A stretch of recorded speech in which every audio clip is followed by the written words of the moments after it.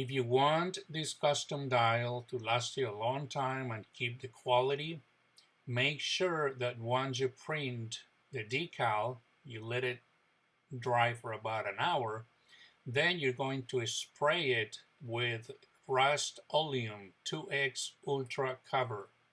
What it does is seals, protects, and it is UV resistant. So this is very important.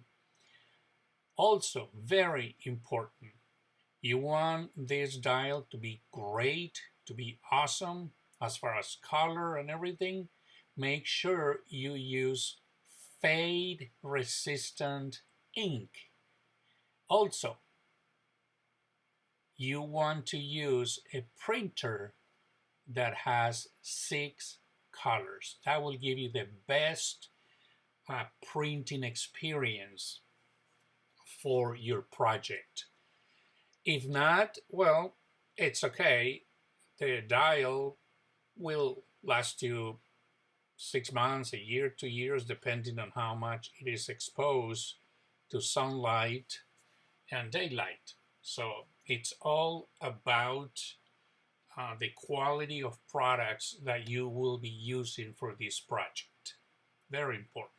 So keep that in mind. Now, once the decal is printed, or the paper, the sticker, whatever you use, make sure you use a good quality. Look at that. Look at that printing. Look how clear the eagle is, the numbers, the dots, everything. That's quality.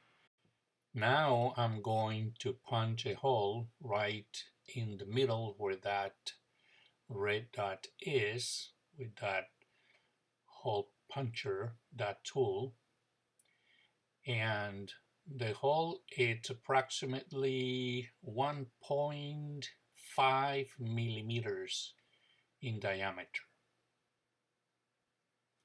Now I take the scissors and I will start cutting the dial, going all the way around the black circle. Very important, guys. Make sure that before you touch the decal, you clean your fingers with alcohol to avoid leaving prints on it. Very important.